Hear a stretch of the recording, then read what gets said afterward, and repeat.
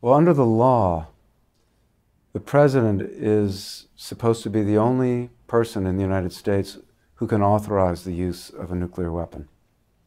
But one of the challenges throughout the Cold War to the present day has been, well, what if there's an enemy attack and the president's killed?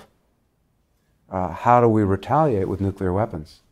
So beginning in the Eisenhower administration, the decision was made for the president to pre-delegate his authority to use nuclear weapons to other officials down the chain of command.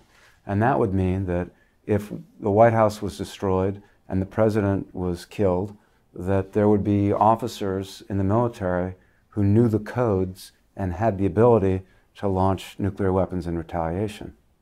The problem becomes, though, with command and control, how far down the line do you pre-delegate that authority? And if you give junior officers access to the codes, what's going to prevent them from deciding on their own one day to just launch a few nuclear weapons?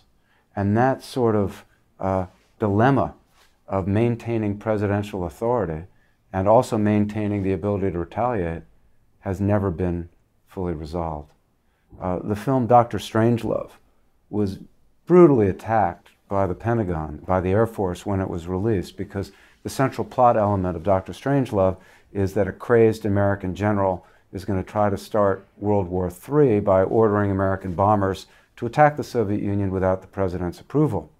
And the Pentagon said that was ridiculous, and the Air Force said that was ridiculous, and that could never happen. We now know, as a result of declassified documents, that the basic scenario of Dr. Strangelove was entirely possible.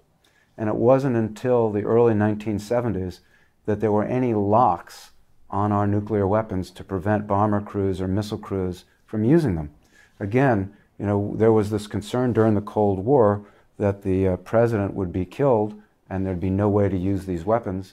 So as recently as 1970, 1971, if an American bomber crew on its own had decided to fly to Moscow and bomb Moscow, or an American bomber crew had decided to fly to Chicago and bomb Chicago with nuclear weapons, there was nothing physically to prevent them from doing it. There was nothing physically to prevent missile officers from just turning their keys and launching their missiles whenever they wanted to.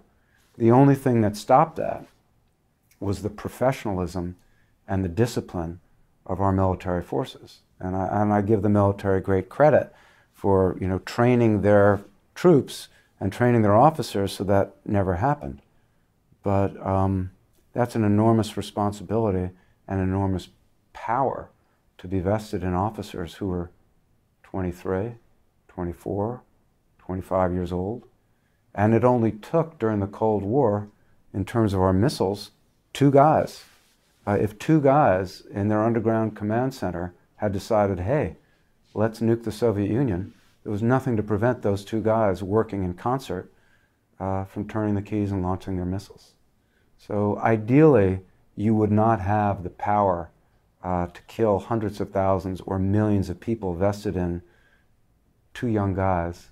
And it's still unnerving that the President of the United States, one man, one woman, has the ability, without a formal declaration of war, to make a decision that could kill millions of people.